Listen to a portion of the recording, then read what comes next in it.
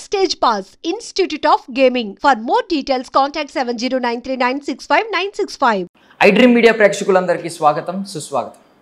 కోట శ్రీనివాసరావు గారి మరణం తర్వాత అనేక మంది అనేక రకాలుగా బాధపడ్డారు. అంటే తెలుగు సినీ పరిశ్రమ యొక్క కంచుకోట కూలిపోయిందని చెప్పి రకరకాలుగా బాధపడుతూ ఉన్నారు. అయితే ఆయన గురించి ఎవరు ఎంతగా చెప్పినా ఈయనలాగా మాత్రం చెప్పలేరు. ఎందుకంటే ఒక ప్రాణ స్నేహితులు, నిజమైన అన్నదమ్ములు, సొంత అన్నదమ్ములు ఎలా ఉంటారో వీళ్ళిద్దరూ అలా ఉన్నారనమాట. ఎక్కడైనా కోట శ్రీనివాసరావు గారి పేరు వస్తే పక్కన ఖచ్చితంగా బాబు మోహన్ గారి పేరు కూడా ఉంటుందన్నమాట.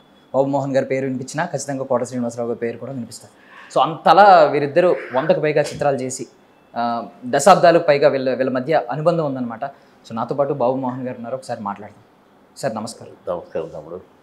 సార్ ఫస్ట్ ఆఫ్ ఆల్ అంటే మీరు చాలామందితో మాట్లాడారు ఇప్పటికే. బట్ నేను ఒక మాట అడుగుతున్నాను. అంటే కోట శ్రీనివాసరావు గారు ఇక మన మధ్య ఉండరు, కొద్ది రోజుల్లో వెళ్ళిపోతారని మీకు ముందే తెలుసుంటే ఏం చేసేవారు సార్? ఏమీ చేయలేకపోయేవాళ్ళం. ఏం చేయగలుగుతాం? దేవుని ఆపవా 4 రోజులు అంటావా? చెప్పండి, అంటారా? అనలేము సార్. నీకు తెలుస్తుందా? తెలియదు. 4 రోజుల్లో పోతాడు, ఇంకొక 3 గంటలు ఉంటాడు, ఇంకా 15 నిమిషాలు ఏముంది, తెలుస్తుందా మీకు?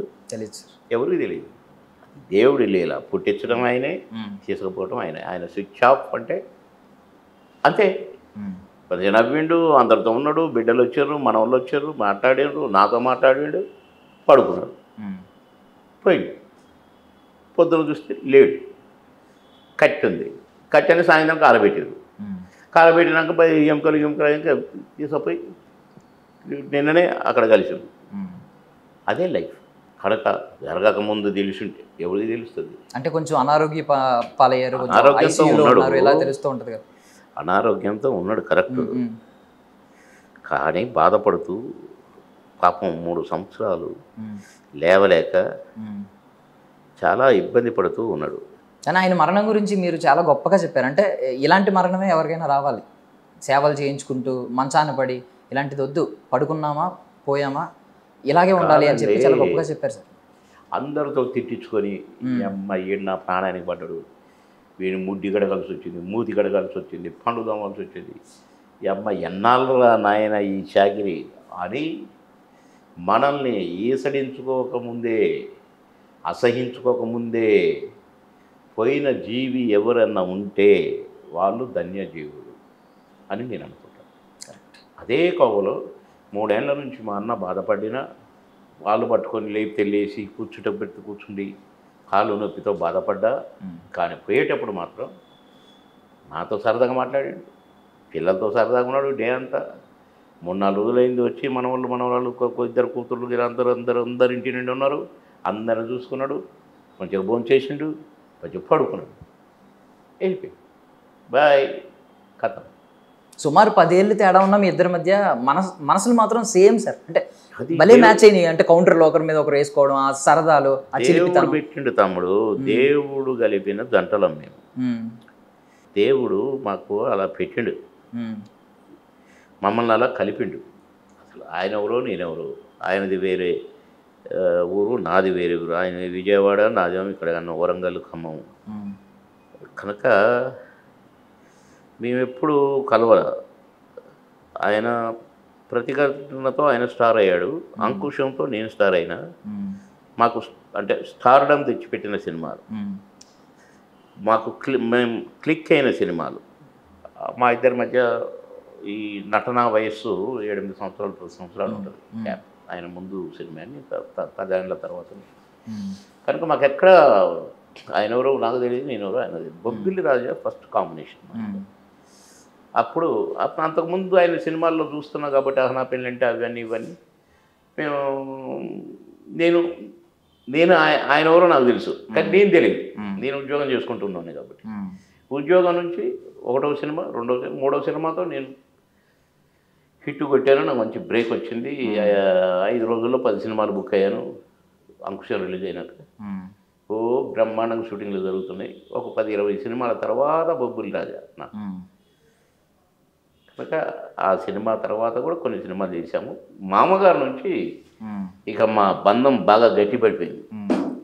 ఇక మేము ఒకరిని వదిలిపెట్టి ఒకరు ఉండలేని పరిస్థితి. అసలైతే నాతో ఈక్వల్ క్యారెక్టర్ వేశాడు, నేను దన్యాను కరెక్టే, నన్ను లాస్ట్లో దన్యాడు. అట్లా కాదు. బాగా చేసావంటే బాగా చేసావు, నువ్వు బాగా చేసావంటే నువ్వు బాగా చేసావు అనుకున్నాం. కాకపోతే అప్పటి సినిమాల్లో ఏంటంటే ఆయన ముందు ఒక 5 సార్లు 6 సార్లు తన్నినా లాస్ట్ తన్ను ఈజ్ ఈక్వల్ టు 6 తన్నులు. అంటే మీరు రివెంజ్ తీసుకునే సీన్ ఉంటుంది సరదాగా. చాలా దానికోసం ఆడియన్స్ కూడా ఎగరగా వెయిట్ చేసేవారు. అప్పుడు దాకా ఆయన తంతున్నప్పుడు ఒక సైడ్ ఉంటారు కదా, మీరు ఎప్పుడు తంతారని వెయిట్ చేసి లాస్ట్లో తన్ని. దీని మీద ఏమన్నా సరదా సంభాషణలు జరిగేవి సార్ సెట్స్లో మీరు మాట్లాడుకునేటప్పుడు? అబ్బే అదేం లేదు. లాస్ట్ నేను తంతాను, నా టైం వస్తుంది అని చెప్పి సరదాగా అనడం అట్లా కాదు. కానీ ఎప్పుడన్నా కాలు తగిలినా లేకుంటే ఏదన్నా తగిలినా కూడా నెక్స్ట్ నేనున్నా జాగ్రత్త అనేవాడిని. అమ్మ నా కొడుకు, నువ్వు కొట్టినా కొడతారు అనేవాడు. నేను కొట్టేటప్పుడు మరి ఇప్పుడు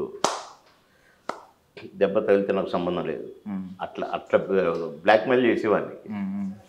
అట్లా మేము సరదాగానే ఉన్నాం తప్ప ఎంతమంది మాకు గొల్లాలు పెట్టినా, ఎంతమంది విడిపోవాలని చూసినా మేము విడిపోలేదు.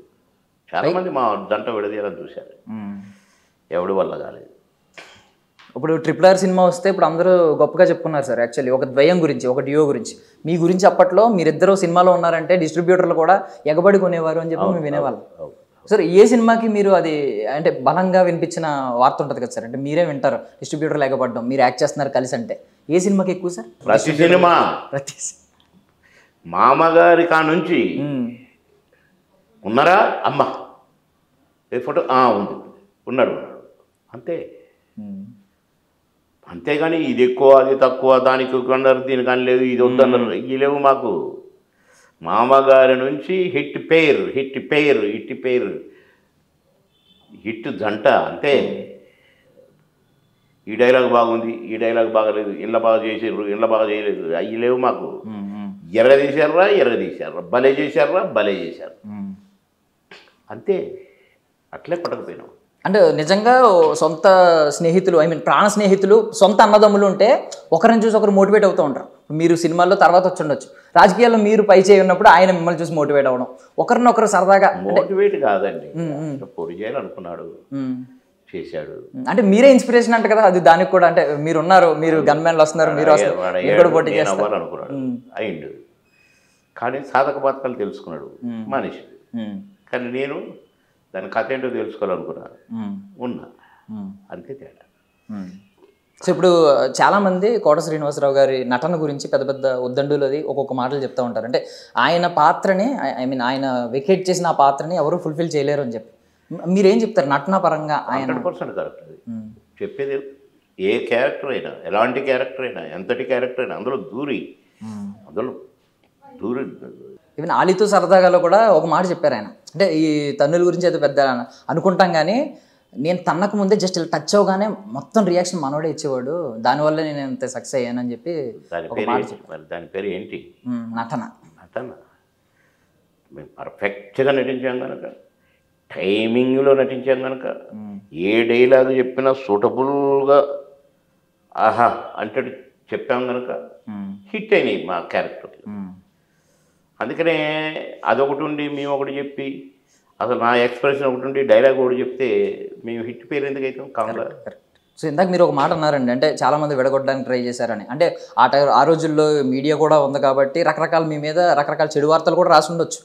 కానీ ఒక విషయం అయితే పాపం మీ ఇద్దరికి పాపం సిమిలర్గా జరిగింది, ఏంటంటే కుమారుడు చనిపోవడం.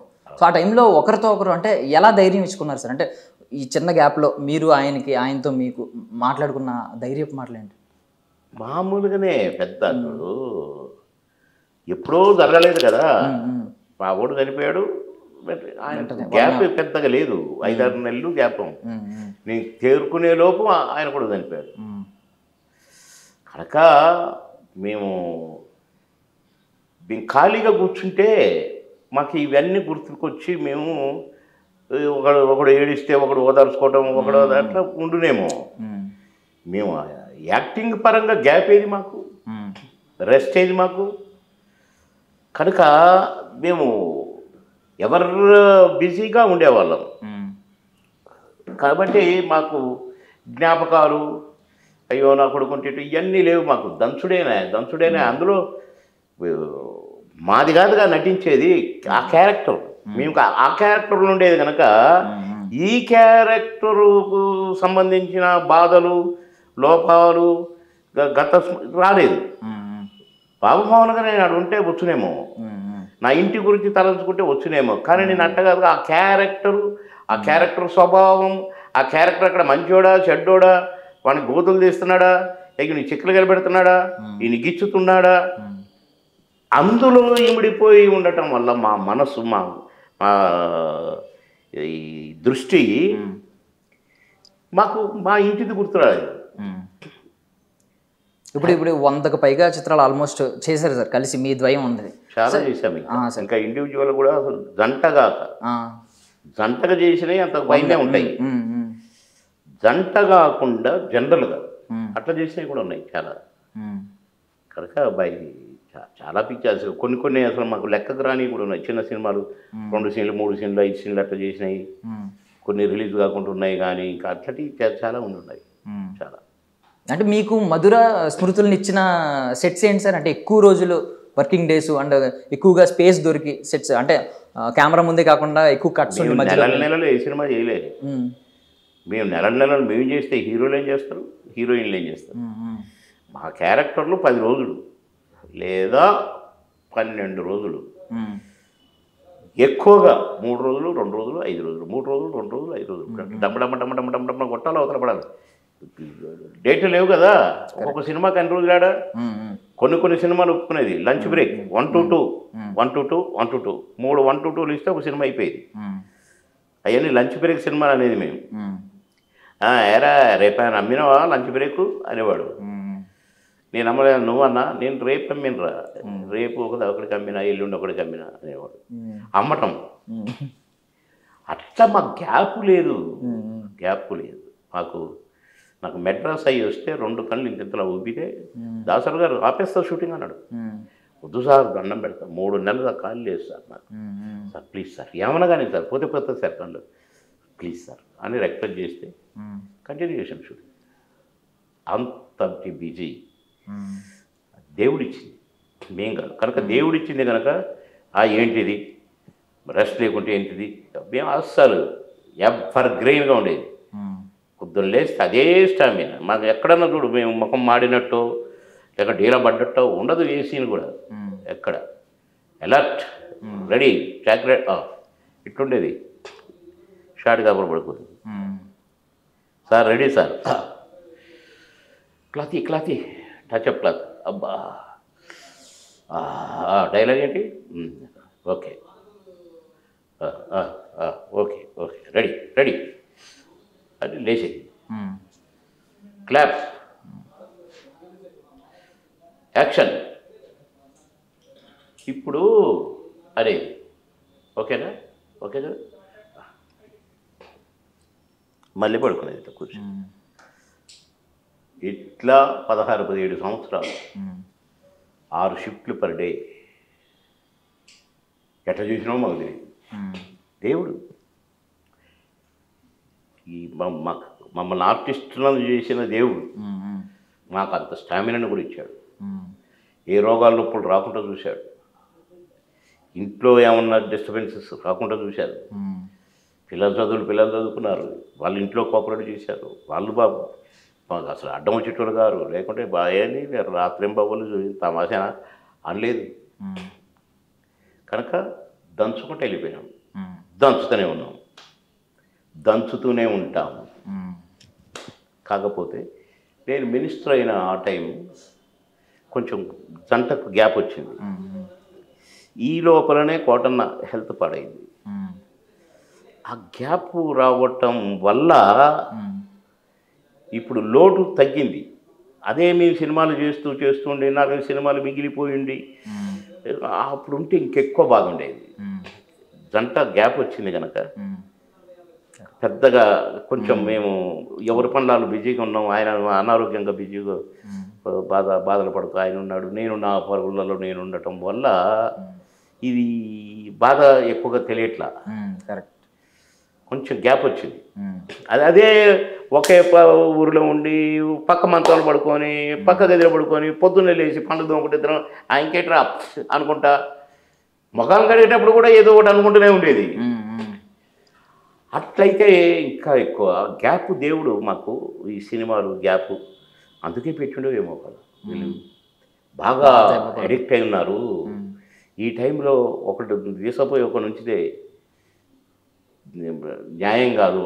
నేను వీళ్ళని ఇంత వాళ్ళని చేసి నేను హింసించడం, ఒకరిని తీసుకుపోవడం, ఒకరిని ఉంచి హింసించడం అనుకొని దేవుడు అనుకోని ఉంటాడు డెఫినెట్గా. అందుకనే గ్యాప్ ఇచ్చాడు, మాట్లాడిచ్చాడు, పడుకోబెట్టాడు, నన్ను పడుకోబెట్టాడటు, తీసుకుపోయాడు, పొద్దున్న లేచి చూసుకోమన్నాడు. దైవ సృష్టి అంతే. ఒక ప్రొడక్షన్ టైంలో కొంచెం టైం దొరికేదంట కదా సార్ ఇద్దరికి, అంటే భోజనం తినిపించేవారు ఆయన. మీకు ఏం ఇష్టపడితే ఏం తినేవారు సార్ ఎక్కువగా?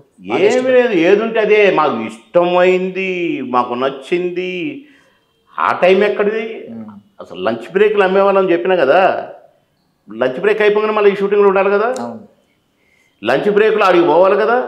ఒక డబ్బాలో కొంత కర్డ్ రైస్ కానీ కానీ కానీ అని ఆ సినిమా డ్రెస్ వేసుకునేది, వేసుకుని గబ గబ గబ గబ గబ గబ నీళ్ళు రా అనే లోపల ఆ షూటింగ్ వచ్చేది, దిగేది, యాక్ట్ చేసేది, మళ్ళీ కూర్చునేది, ఈ డబ్బు మళ్ళీ ఈ గెటప్ తీసిపోతే ఇంకా ఆ గెటప్ వేసుకునేది, మళ్ళీ ఆడ దిగేది. ఇక మేము నచ్చిన కూర ఉందా, నచ్చిన ఇది ఉందా, చికెన్ కర్రీ ఉందా చూసుకునే టైమా లేదు. మేము ఎప్పుడు భోజనాన్ని అబ్బా అయ్యారు భలే తిన్నాం అని ఎప్పుడూ లేము. ఆకలిమన్నం తినటమే, పరుగులు తీయటమే. ఈ పరుగుల్లో ఏం చేస్తానో మాకు తెలిసేది కాదు, ఏం చేసామో మాకు తెలిసేది కాదు. నిజంగా చెప్తున్నా, ప్రామిస్గా. అయిపోయిందా ఓరే ఏం చేసామో ఏమో అనుకుంటే వెళ్ళిపోయింది. అట్లా ఎన్ని. Thank you so much sir, మీ విలువైన సమయాన్ని. థ్యాంక్ యూ తమ్ముడు, thank you very much, very happy తమ్ముడు.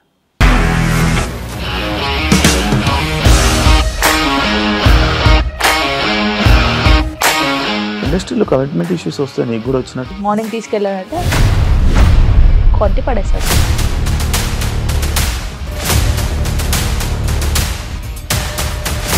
ఒక్కళ్ళు కూడా చూడలేదు ఈ సినిమా అని చెప్పడానికి కూడా చాలా ధైర్యం కావాలి. అది నిజం కదా, దాంట్లో ధైర్యం ఏంటి? ఇది నెక్స్ట్ డే ప్లేట్ మార్చేస్తే తప్పు కదా. As of now we are comfortable this అని నేను అనుకుంటున్నాను. రష్మిక గారిది మీది ఒకే ఊరు అంట కదా.